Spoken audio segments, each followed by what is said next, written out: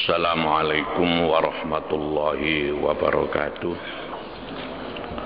Bismillah, alhamdulillah, wassalatu wassalamu ala rasulillah Muhammad ibni Abdillah wa ala alihi wa ashabihi wa mawalah wa la hawla wa la quwwata illa billah. Rabbana la ilma lana illa ma 'allamtana innaka antal alimul hakim. Rabbana wa tub 'alaina ya maulana innaka antat tawwabur rahim. Amma ba'du. Al-Fatihah.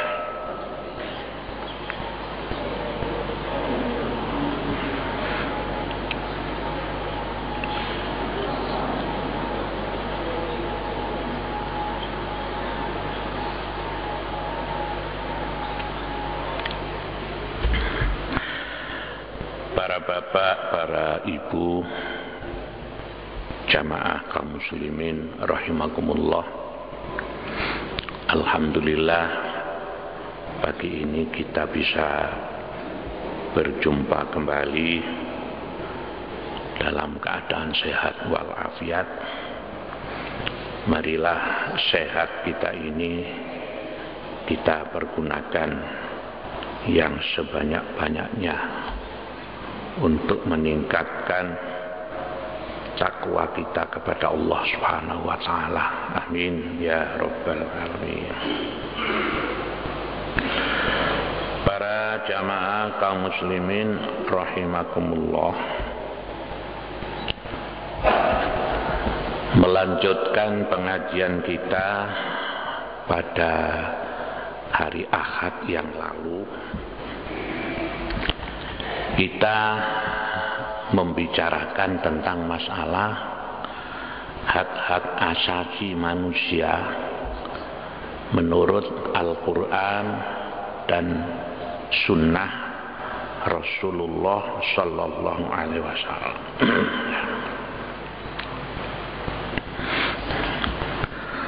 Pada pengajian yang lalu telah kita bicarakan yang pertama, bahwa manusia itu diciptakan oleh Allah Subhanahu wa taala mempunyai hak yang disebut dengan hak hidup, ya. Jadi manusia itu mempunyai hak hidup, ya. Yang menghidupkan manusia ini Allah, dan yang mematikan manusia itu adalah Allah. Ini disebutkan di dalam Al-Quran surat Al-Hijr ayat 23. Wa inna lanahnu nuhyi wa numitu wa nahnul warithun. Sesungguhnya aku yang menghidupkan serta mematikan, aku pula yang mewarisi segala sesuatu. Di dalam surat An-Najm ayat 44 disebutkan wa annahu huwa amata wa ahya, bahwasanya dialah yang mematikan serta menghidupkan.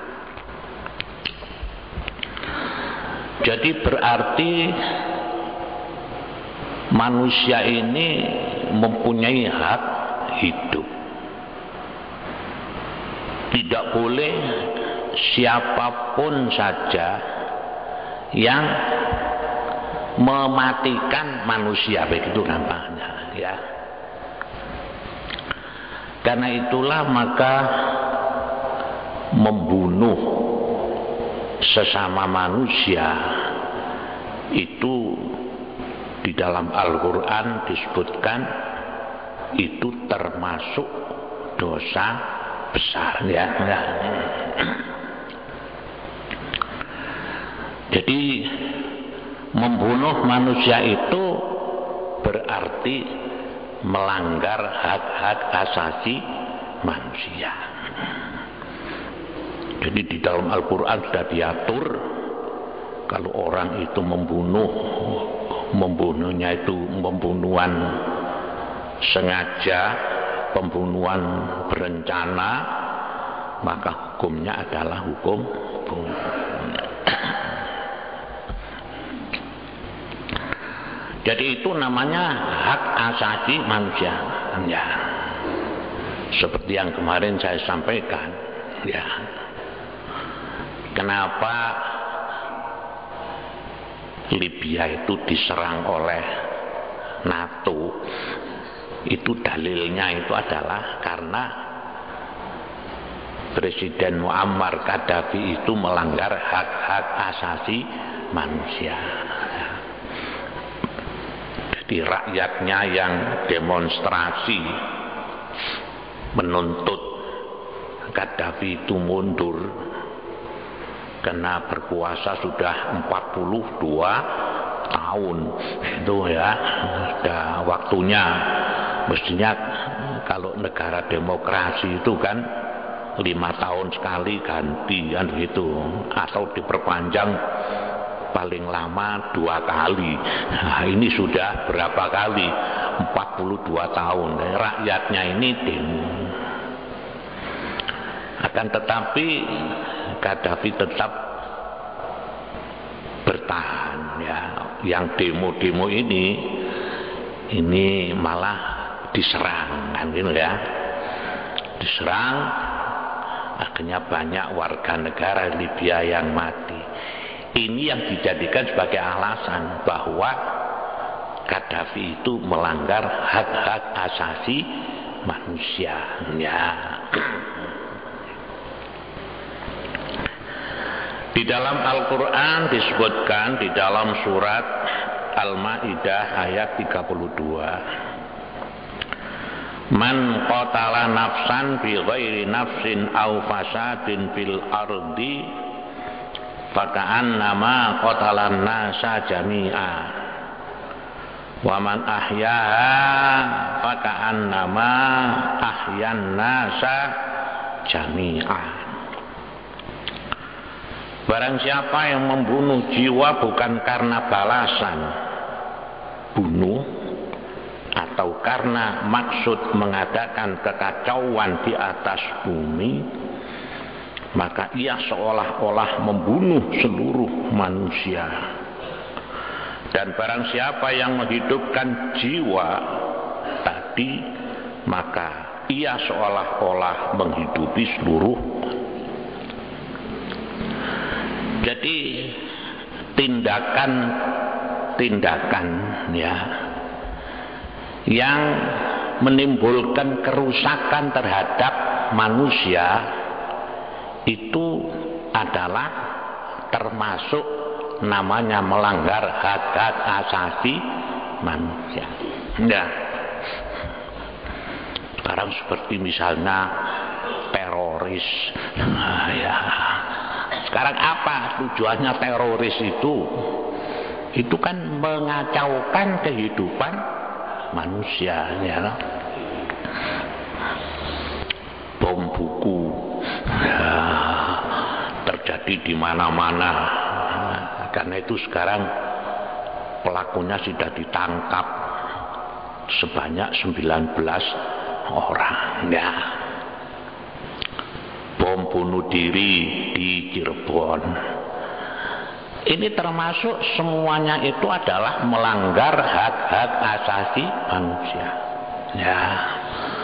Jadi kalau teroris itu tujuannya untuk mengacaukan kehidupan manusia, itu kan namanya adalah melanggar hak-hak asasi manusia. Islam ini kan tujuannya apa? Mengatur kehidupan manusia supaya hidupnya di dunia ini tenang, tentram, ya, ayem begitu sampai besok ke akhirat. Lah ini membuat kekacauan terhadap kehidupan manusia lah. Ini namanya adalah Itu melanggar hak-hak asasi manusia. Ya. Tapi kalau kita baca di koran-koran ya, seperti yang terjadi di Libya itu, Amerika dan sekutunya menyerang Libya itu hanya dalilnya saja hak-hak asasi manusia, tapi sebenarnya yang dicari itu adalah minyaknya ya. Sehingga koran-koran di luar negeri itu banyak menyebutkan istilahnya itu war of oil, jadi perang hanya untuk mencapai minyak. Nah, jadi Islam ini adalah agama yang benar-benar melindungi hak-hak asasi manusia. Apapun yang dapat mengurangi apalagi menghilangkan hak-hak asasi manusia ini, maka Allah Subhanahu wa taala jelas memberikan tindakan ya. Jadi jelas kalau seperti pembunuhan itu. Kemudian lagi apa, membuat orang lain sakit ya. Membuat orang lain sakit itu namanya adalah juga namanya melanggar hak-hak asasi manusia. Kan itu di dalam Al-Quran itu juga diterangkan adanya kisos ya, kisos. Jadi orang yang menyakiti orang, orang yang mencederai orang itu melanggar hak asasi. Nah, karena itu maka Islam ini kan melindungi ya, melindungi manusia, melindungi jiwanya, melindungi keluarganya, melindungi harkatnya, melindungi hartanya. Jadi Islam ini agama yang melindungi manusia ini secara keseluruhan ya.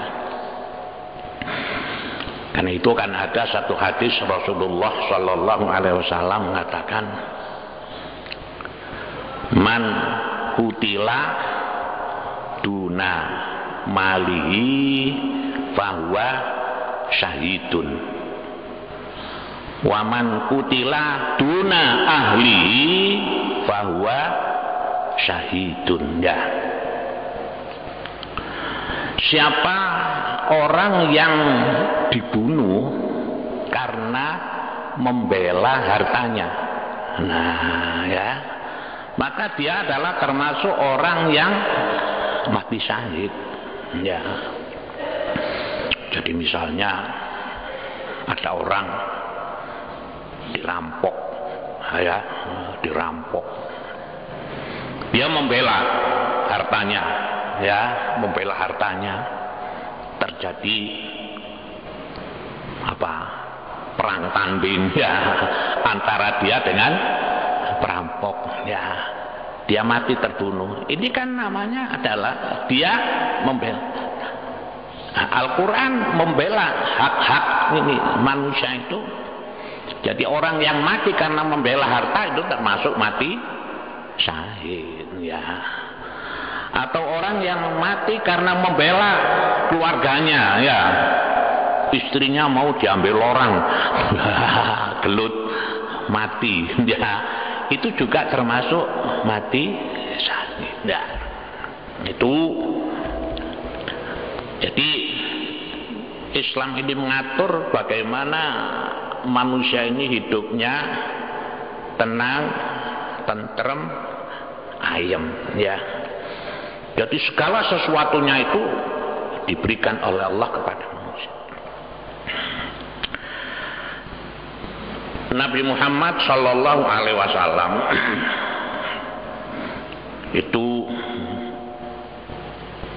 pernah melarang apabila seorang itu melemahkan atau merusakkan tubuhnya sendiri, sekalipun karena memperbanyak beribadah kepada Allah.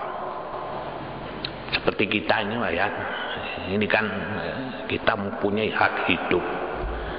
Kita ini juga dilarang tidak boleh merusak kepada diri kita sendiri. Bukan lagi kita merusakkan kehidupan orang lain, merusakkan diri sendiri kita dilarang. Jadi misalnya saja ya,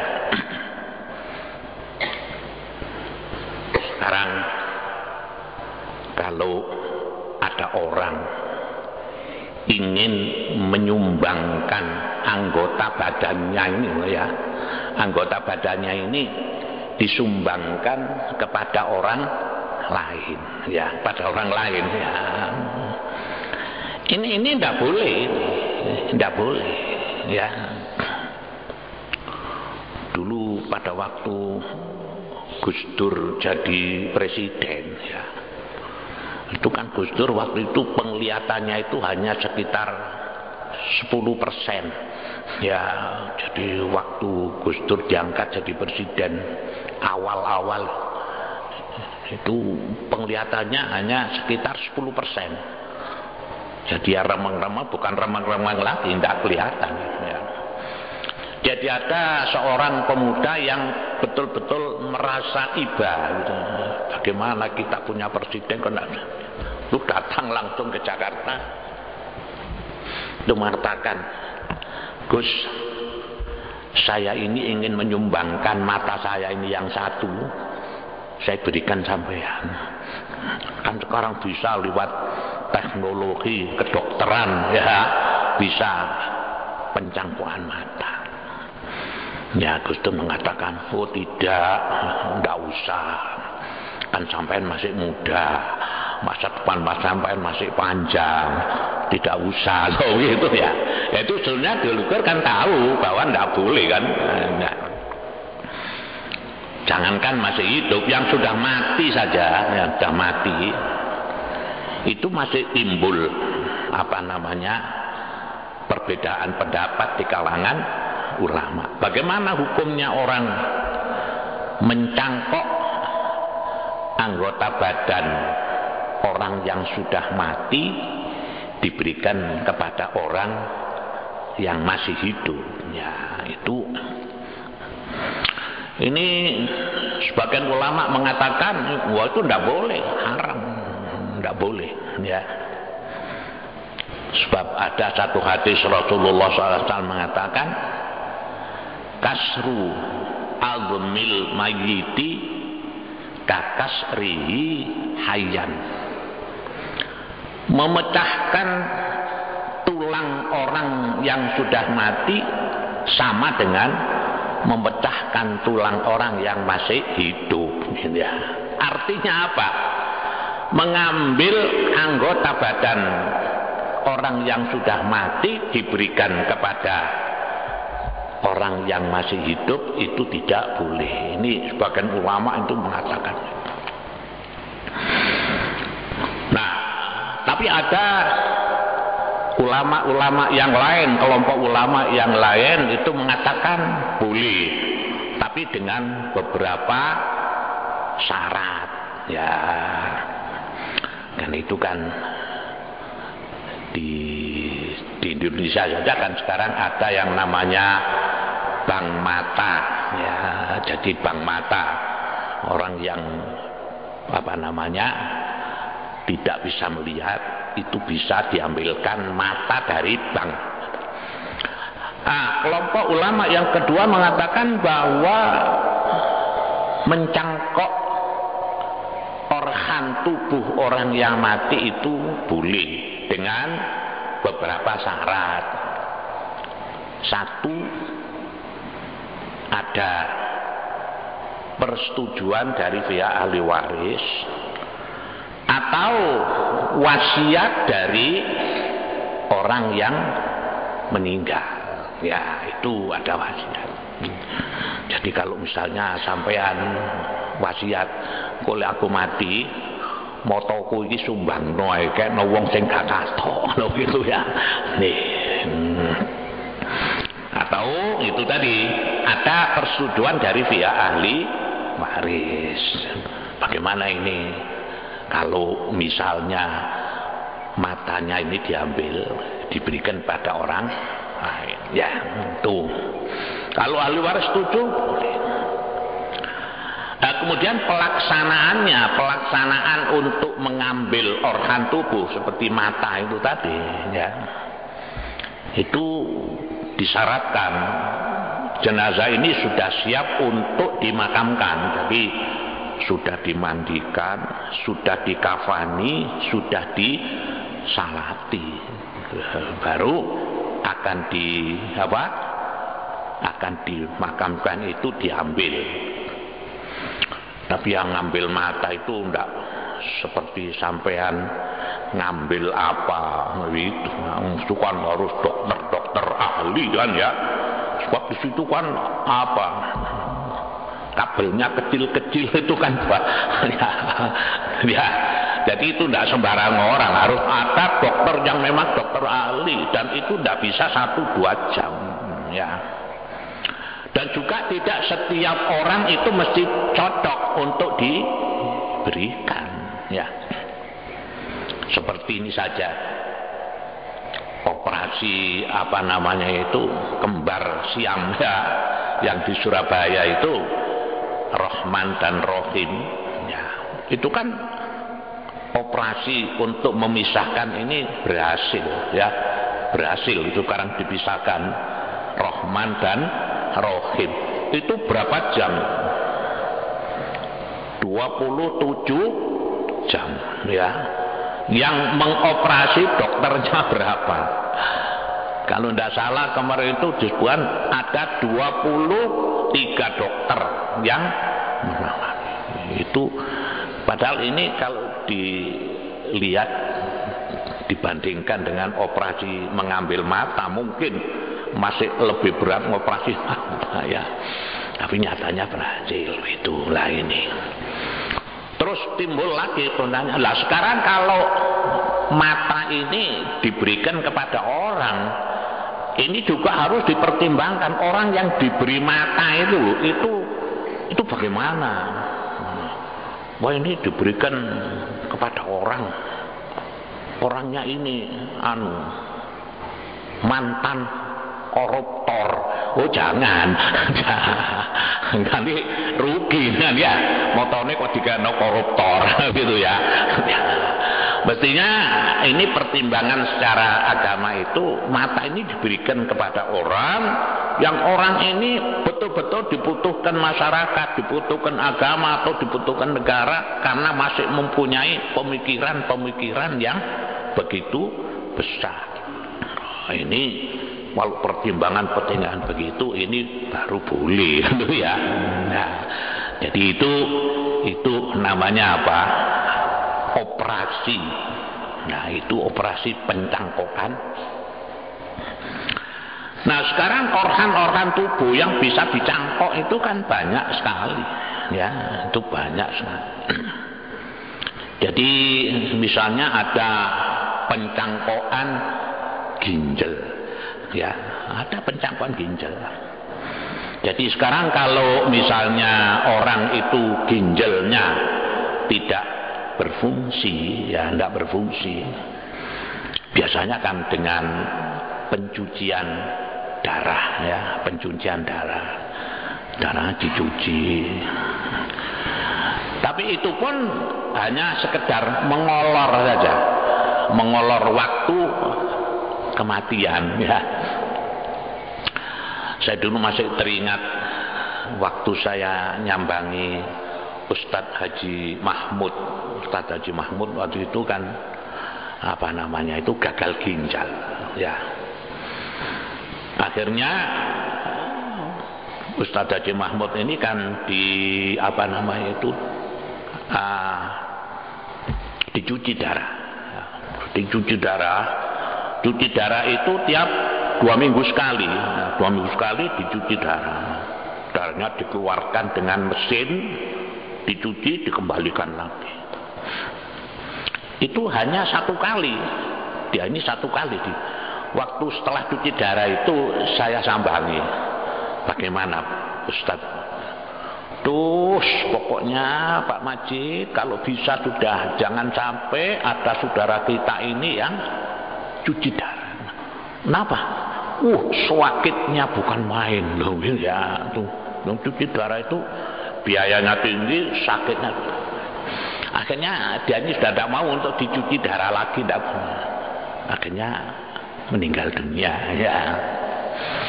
Nah, ada lagi yang sekarang tidak cuci darah, tapi ginjalnya itu diambil diganti dengan ginjalnya orang lain. Lah ini kan namanya pencangkokan ginjal. Nah, itu pun juga tidak semua orang pasti bisa. Jadi kan masih dicocokkan ya. Dicocokkan, ini cocok apa enggak darahnya, uratnya dan sebagainya. Dulu kan ada seorang mubalek Malang Raya yang terkenal dulu ya, namanya Ustadz Haji Nurholis ya, Ustadz Nurholis ya, itu ya kan kena gagal ginjal ya, itu sudah itu cuci darah berkali-kali, tidak kuat sakitnya. Akhirnya dia dengan teman-teman yang sama gagal ginjalnya itu berangkat ke RRT ya, berangkat ke Cina karena di sana katanya bisa berjalan dengan baik. Ya nyatanya setelah ke sana bisa, artinya bisa diganti dengan ginjal ya, pulang tapi dapat di rumah 3 bulan mati ya. Nah ini termasuk kalau kita berbicara bagaimana hukumnya untuk mencangkok. Nah itu tadi ya, sama dengan pencangkokan mata. Malah pernah juga dibicarakan dalam forum Bahsul Masail Nahdlatul Ulama, itu ada pencangkokan ginjal. Itu malah kok yang dicangkokkan itu bukan ginjalnya orang ya, tapi ginjalnya orang ini dicarikan ginjal, malah ginjalnya ini adalah ginjalnya babi. Wah itu dibicarakan bagaimana hukumnya sekarang pencangkokan ginjalnya babi diberikan kepada manusia ya. Akhirnya itu waktu itu dibicarakan lama sekali, ditinjau dari sisi hukum. Itu boleh kalau memang sudah betul-betul dalam keadaan darurat untuk melindungi hak hidup daripada orang yang sakit ini ya. Nah, para jamaah sekalian rahimakumullah, Rasulullah Shallallahu Alaihi Wasallam itu bersabda kepada seorang sahabat ya. Ini dalam satu hadis riwayat Imam Bukhari. Alam ukhbar annaka taqumul laila wa tasumun nahara wa la ta'ti ahlaka. Qala bala ya Rasulullah. Qala fala taf'al walakin sum wa aftir wa kum wa nam wa'ti ahlaka fa inna li jismika alaika haqqan wa inna li nafsika alaika haqqan wa inna li zaujika alaika haqqan. Rawahul Bukhari wa ghairihi. Bukankah aku telah diberitahu bahwa kamu selalu bangun untuk salat malam dan selalu puasa di siang harinya, sedang istrimu tidak pernah kau hiraukan? Sahabat menjawab, benar demikian hai Rasulullah.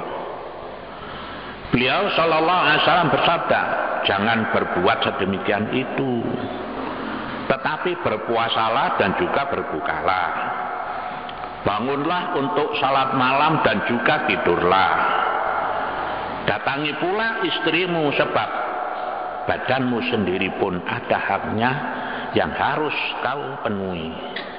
Jiwa pun ada haknya yang harus kau penuhi, dan istrimu pun mempunyai hak yang harus kau penuhi.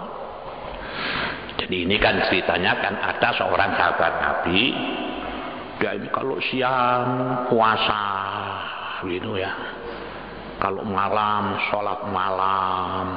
Jadi dia ini selalu begitu, taqumul laila wa tasumun nahar, siang puasa, kalau malam sholat malam, sampai tidak pernah sama sekali dia tidur dengan istrinya ya.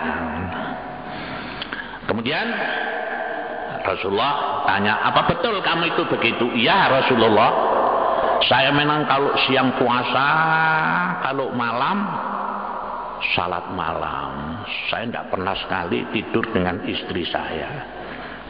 Nah, kemudian apa kata Nabi? Fala taf'al, kamu jangan berbuat begitu. Tapi kamu ya puasa, ya tidak, ya sholat malam, ya tidur, dan kamu juga harus gauli istrimu. Nah, kenapa? Jasadmu itu mempunyai hak. Ya, jadi jasad kita ini mempunyai hak.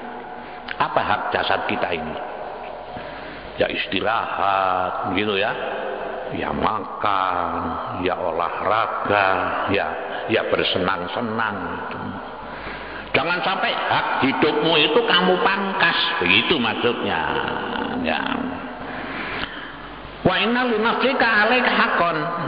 Jasadmu punya hak, jiwamu juga punya hak, istrimu juga punya hak. Ya. Jadi kita hidup ini harus bisa memenuhi hak-hak kita untuk hidup. Hak hidup kita apa? Kita harus ya makan, ya minum, ya tidur, ya istirahat, begitu ya. Ya bersenang-senang dengan istri, ya bercengkrama dengan keluarga. Loh, itu adalah hak hidup manusia itu di sini. Jangan kita ini difokuskan saja kepada satu masalah sampai menghilangkan hak-hak hidup ini, ya. Itu kan dalam hadis yang lain itu kan pernah itu malam-malam Rasulullah masuk masjid. Itu ada orang senden dicagak begitu ya, senden ya. Diikat badannya ini, diikat. Itu kira-kira jam 2 malam. Terus Rasulullah masuk masjid ditanya, kamu ada di sini mulai jam berapa tadi? Mulai setelah Isya tadi Rasulullah.